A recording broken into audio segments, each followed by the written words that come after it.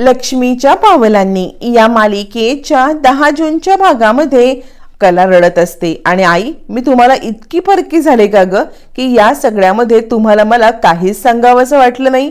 मी या शहरातच असते, मला एक फोन करून कळवलं असतंस तर। यावरती आता मात्र लगेच संगीता म्हणते नाही ग, तू आणि परकी कसं शक्य आहे? मला पावलोपावली कला असती तर असं केलं असतं, कला असती तर हे केलं असतं, कलानी मला असं सांगितलं असतं, सारखी मी तुझी आठवण काढते आणि कसं काय ग तुला मी परक करेन? यावरती कला म्हणते मग एकदा मला फोन करून हे सांगितलं असतंस तर काही बिघडलं असतं का? यावरती मग मात्र संगीता म्हणते अगं तुझा परिवार आहे, तुझं मोठं कुटुंब आहे, तुझं आता लग्न झालंय आणि या सगळ्यामध्ये आम्ही फोन करून तुला त्रास देणं हे पूर्णपणे चुकीचं आहे। यावरती कला म्हणते पण ज्या कुटुंबात माझा जन्म झाला, ज्या कुटुंबासोबत माझी नाळ जोडलेली गेली आहे त्यांना मी असंच सोडून देऊ शकते असं वाटलं का तुला? असं वाटलंच कसं तुला आई? अगं या कुटुंबाशी माझी नाळ जोडले, लग्न करून मी त्या कुटुंबात नंतर गेले, पण हे कुटुंब माझं आधी आहे ना, मग तू असा कसा विचार करू शकतेस? असं म्हणत कला आता मला का नाही सांगितलं, मला सांगितलं असतं तर मी त्याच वेळेला काहीतरी केलं असतं, बाबांना हे करण्यापासून थांबवलं असतं। संगीता म्हणते नाही ग पोरी, तुझ्या एवढ्या मोठ्या परिवारामध्ये आमच्यामुळे तुला मान खाली घालायला लागू नये म्हणून मी हे सगळं केलं। यावरती कला म्हणते आई तू चुकलीस, मला खरंच तू सांगायला पाहिजे होतंस, तुम्ही मला सांगितलं असतं तर बाबांना मी बिलकुल हे सगळं काम करूच दिलं नसतं। ज्या वयामध्ये त्यांनी आराम करायचा, ज्या वयामध्ये त्यांनी बसून खायचं, त्या वयामध्ये त्यांना आता हे काम करायला लागतंय? नाही आई, आणि आम्ही असताना सुद्धा ते हे काम करणार मला हे सहनच होत नाही। असं म्हणत कला आता रडत असते आणि संगीता आणि दिनकर यांना जाब विचारत असते तिला गोष्टी न सांगितल्याबद्दल। त्याच वेळेला तिकडे काजू येते। काजू आल्यावरती काय झालं म्हणजे सगळेच खूप इमोशनल झालेले आहेत म्हणून काजूला खूप मोठा धक्का बसतो आणि ती म्हणते कलाताई तू आणि इथे? अगं काय झालंय काय? आपल्याला सांग, आपण एकदम भारी सोल्युशन काढू तुझ्या प्रॉब्लेमचं। दाजी भांडलेत का तुझ्याशी? काही बोललेत का तुला? तापटच आहेत ते, पण पटकन बोलतात, मनात काही नसतं त्यांच्या। काय झालंय? बोल पटकन। असे 1 ना 100 प्रश्न काजू विचारायला लागते। त्यावरती कला म्हणते मी विचार केला होता की बाकी सगळेजण माझ्याशी काहीही वागले ना तरी माझी काजू माझ्याशी कधी खोटं वागत नाही। मला तू तरी सांगायचं होतंस की बाबा ही अशी हमारीची कामं करतात मिसळचं दुकान बंद करून, तू सुद्धा मला परक केलंस ना। यावरती मग मात्र काजू म्हणते ऐक ना, अगं ताई ऐक ना, असं म्हणत ती कलाला समजवत असते। कला म्हणते नाही गोंड्या, आज तू पण मला परक केलंस, तू तरी मला येऊन सांगायचं होतंस ना, मग मी बाबांना हे काम करण्यापासून थांबवलं असतं। यावरती आता मात्र काजू सांगते की खरं सांगू का ताई, तर आपल्याला पण हे आवडलं नव्हतं, पण आपलं ऐकतंय कोण ह्या घरामध्ये? यावरती कला म्हणते म्हणूनच तर मी म्हणते ना तू मला सांगायचंस ना, का नाही मला तुम्ही कळवलत? असं म्हणत कला आता खूप हतबल झालेली असते आणि तिला आपल्या माहेरची अवस्था बघवत नसते। मग ती दिनकरकडे येते, दिनकरचे हात आपल्या हातात घेते, हात हातात घेऊन त्यांच्याकडे पाहत बसते। कलाचे अश्रू हातावरती ओघळतात आणि कला म्हणते आयुष्यभर या हातांनी कष्ट आणि कष्टच केलेले आहे, आता तरी या हातांना आराम देऊन त्यांनी आता निवांतपणे राहायचं हे करायला पाहिजे, पण तरी सुद्धा या हाताला घट्टे पडत तुम्ही आता मोलमजुरीचं काम करताय। मला खरंच ना खूप वाईट वाटले। दिनकर म्हणतो माफ कर पोरी, मला माझ्याकडे कोणताही पर्याय नव्हता। मग मात्र कला दिनकरचे डोळे पुसते आणि उभी राहते। उभी राहिल्यावरती कला म्हणते मी येते। संगीता म्हणते ऐक ना पोरी, अशी नाराज होऊन निघून जाऊ नकोस। यावरती कला म्हणते नाही, आत्ता मला निघायलाच पाहिजे, नंतर या विषयावरती आपण बोलू। असं म्हणत कला ताडकन उठते आणि आता चांदेकरांच्या घरामध्ये जे सामान खरेदी केलेलं आहे ते द्यायचं आहे असा विचार करत ताबडतोब ती घरातून निघते। काजू म्हणते ताई थांब ना। यावरती कला म्हणते गुंड्या, या विषयावरती काहीतरी सोल्युशन काढू आणि त्यासाठी मी पुन्हा येईन या विषयावरती पुन्हा बोलण्यासाठी। असं म्हणत तिकडून आता कला निघते, कारण तिला घरी जायची घाई सुद्धा असते। कला गेल्यावरती दिनकर संगीता यांना अश्रू काही आवरत नाही। आपण आपल्या मुलीच्या बाबतीत हे सगळं घडतोय, आपल्या मुलीला आपण किती त्रास देतोय ही तिला गिल्ट वाटायला लागते। इकडे कला अजूनही आली नाही म्हटल्यावरती घरातले सगळे आगपाखड करायला सुरुवात करत असतात आणि त्यावरती नैना म्हणते मी प्रेग्नेंट आहे, मग हिने माझी जबाबदारी घ्यायचीच का? पण खरं सांगू का, हिला पुढे पुढे करायची सवयच आहे। अद्वैत म्हणतो, मला असं वाटते की कलाने स्वतःही करण्याशी जाण्यापेक्षा आपल्या घरातल्या नोकराला यादी करून पाठवलं असतं तरी चाललं असतं. यावरती नैना म्हणते, ती असं कसं करेल? मग तिला मोठेपणा कसा मिळेल? तिचं नेहमीच आहे, मी काय तिला आज ओळखते का? तिला न ही अशी कामं करून पुढे पुढे मोठेपणा मिळवायची सवय आहे. त्यावरती रोहिणी म्हणते, आवा आता हे अति झाले हा. यावरती आवा म्हणतात, थांबा, अरे तिला येऊ दे, तिला येऊ दे, ती सांगेल काय झालंय. आधीच तुम्ही तर्कवितर्क का काढताय? तितक्यात कला येते.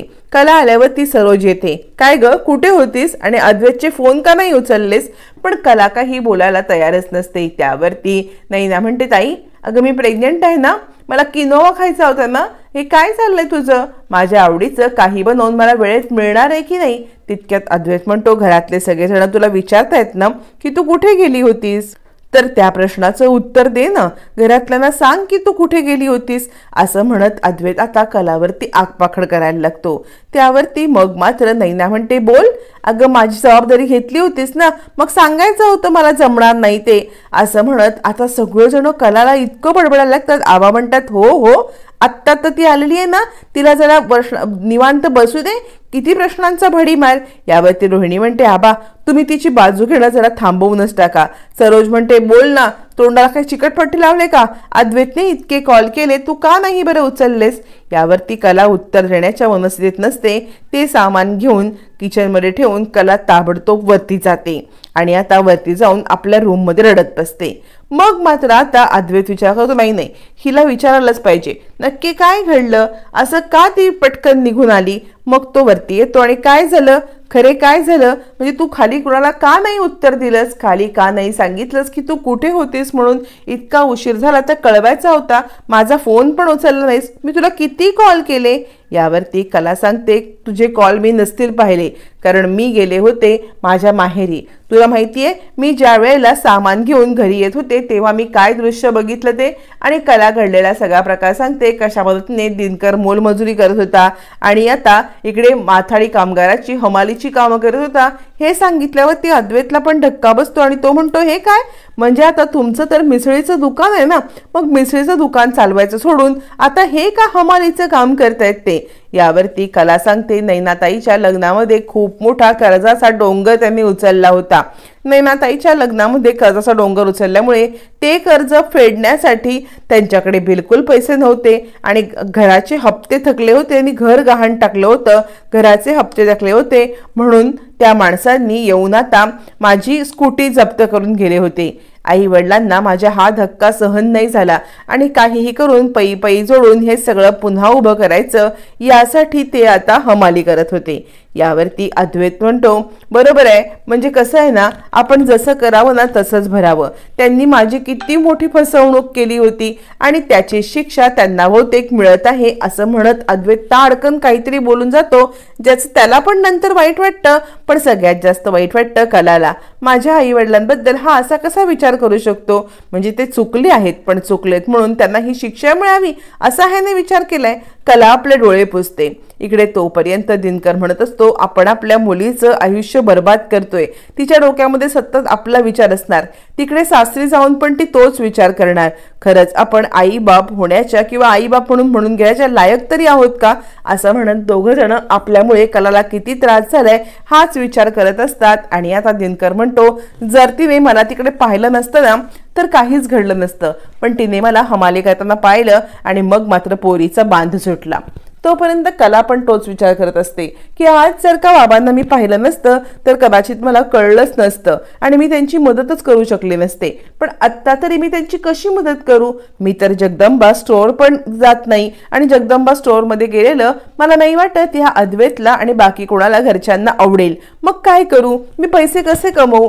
पैसे कमवून आई बाबांची मदत कशी करू? असा विचार करत तिला आता सानिकाची आठवण येते. ती विचार करते की त्या दिवशी मी दिलेल्या डिझाईनमुळे स्वामीनाथनचं कॉन्ट्रॅक्ट मिळालं. कदाचित या डिझाईनमुळे अजूनही काही चांगल्या गोष्टी होऊ शकतात. माझ्या डिझाईनमुळे चांदेकरांच्या इथे फायदा होऊन माझा सुद्धा फायदा झाला तर. आणि ती सानिकाला कॉल करते. आणि काय ग, स्वामीनाथन यांचं काम अचूक चाललेलं आहे ना? यावरती मग मात्र सानिका म्हणते, हो मॅडम, पण त्या दिवशी जर का तुम्ही मला त्या डिझाईन दिल्या नसतात ना तर माझं नोकरीचं पण काही खरं नव्हतं.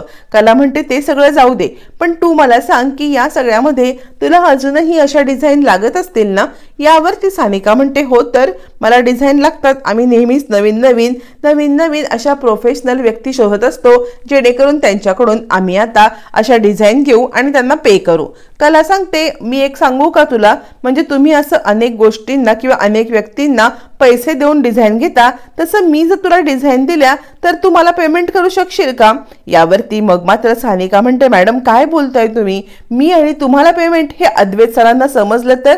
कला म्हणते ते माझ्याकडे लागलं. अद्वैतला कधीच कळणार नाही की तू मला पेमेंट करतेस आणि मी डिझाईन देते तर. यावरती मग मात्र सानिका म्हणते मॅडम तुम्ही माझी मदत केलीत तशीच मी तुमची मदत नक्की करणार. या सगळ्या प्रकारामध्ये तुम्ही डिझाईन द्या, मग त्या काय सांगून करायच्या हे मी बघते. असं म्हणत फायनली कलाला आता जॉब मिळालेला असतो, तो पण अद्वैतच्याच ऑफिसमध्ये. तो पण तिने आता सानिका सोबत खोटं बोलून केलेल्या डीलमुळे.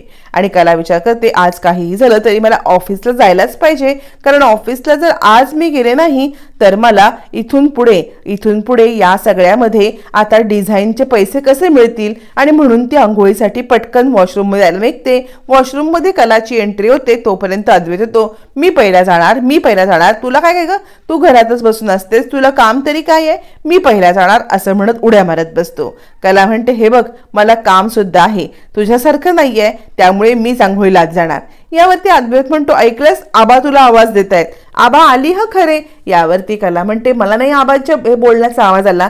यावरती अद्वैत म्हणतो तू आत आहेस ना, तुला कसा आवाज येईल, भांडणामध्येच तुझा आवाज इतका वाढलेला होता की तुला माझा आवाज येणारच नाही, जा तुला आबा बोलवतायत. असं म्हणत कलाला पटकन बाहेर काढत अद्वैत आत घुसतो आणि कसं हिला मूर्ख बनवलं असं सांगतो. कला म्हणते चांदेकर खोटं बोललास ना, आबा मला नाहीत ना बोलवत.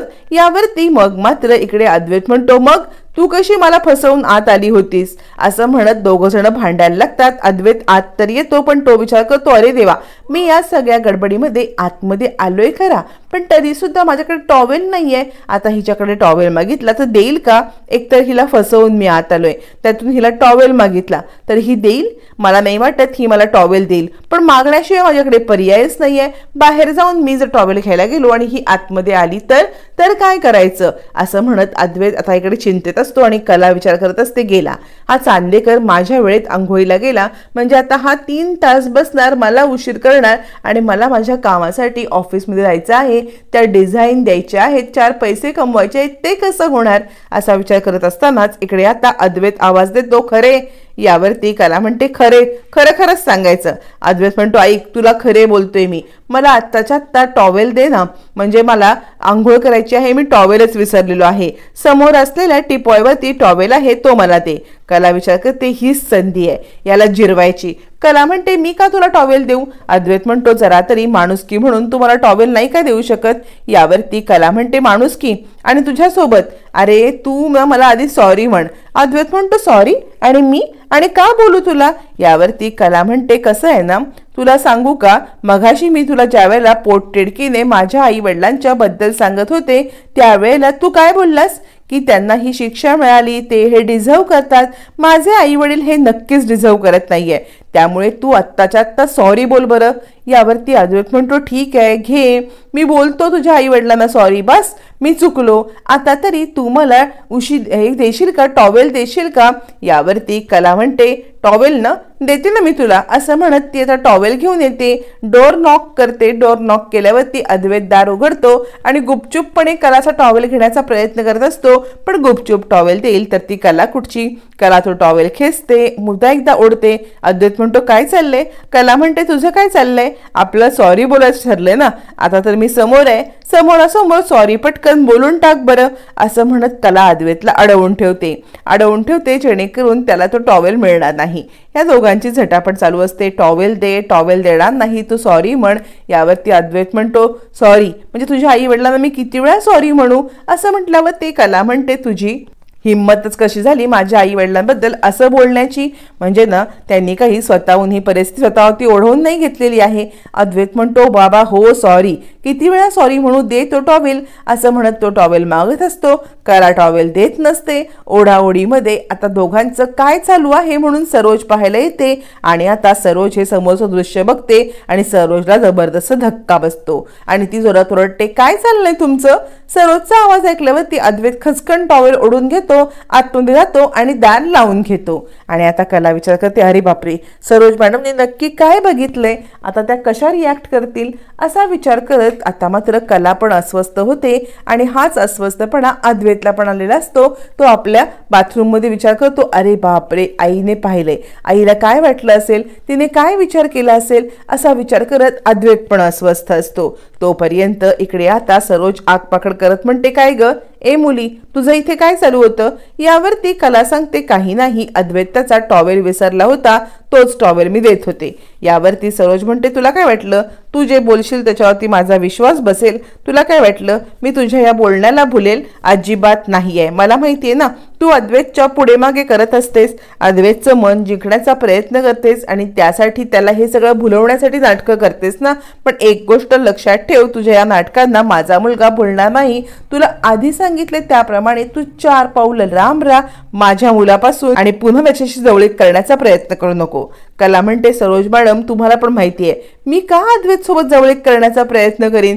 तुम्ही एकदा माझ्यासोबत गैरसमज करून घेतलायत, माझ्याबद्दलचा हा गैरसमज काढून टाका. आहोत खरंच तो टॉवेल विसरला होता आणि मी फक्त टॉवेल देत होते असं म्हणत सरोज आणि कला बोलत असतात. तोपर्यंत कला म्हणते तुझे हे सगळे धंदे आहेत ना, मला सगळं माहितीये कशा पद्धतीने अद्वैतला भुलवायचं, कशा पद्धतीने आपल्या जाळ्यात ओढायचं. तितक्यात अद्वैत येतो आणि आता इकडे सरोज म्हणते अद्वैत बोल काय घडलं होतं. या मुलीने मुद्दामच तुला टॉवेल न देता आत पाठवलं जेणेकरून तू टॉवेल मागशील आणि देशील, असंच घडलं होतं ना. ही सगळी हिचीच कारस्थानं आहेत ना. पण अद्वैत काही बोलत नाही कारण याच्यामध्ये कलाचा काहीच दोष नसतो. तोपर्यंत इकडे आता नैना ऑफिसला येते आणि तो हिऱ्यांचा एक्सक्लुझिव्ह नेकलेस मला मिळाला पाहिजे असं म्हणत अद्वैतकडे गळ घालते. अद्वैत म्हणतो हिऱ्यांचा एक्सक्लुझिव्ह नेकलेस तू माझ्याकडे का मागतेस, तुझा नवरा आहे ना राहुल, तू त्याच्याकडे माग, माझ्याकडे तो मागायची तुला काही गरजच नाहीये असं म्हणत तो नैनाला फटकारतो. तोपर्यंत इकडे कला डिझाईन घेऊन आलेली असते आणि ती आता सानिकाला आपल्या डिझाईन दाखवून आता आपल्याला 4 पैसे मिळतील तर घरचं कर्ज फेडता येईल असा विचार करते. पण त्याच वेळेला अद्वैत बाहेर येतो आणि या दोघींना बोलताना पाहतो आणि तो विचार करतो ही इथे आणि म्हणतो तू इथे काय करतेस खरे. आता कला थोडीशी गडबडते. कला डिझाईन बनवते, स्वामीनाथनच्या डिझाईन कलानेच बनवल्या हे सत्य समोर येणार आहे आणि अद्वैतला जबरदस्त धक्का बसणार आहे.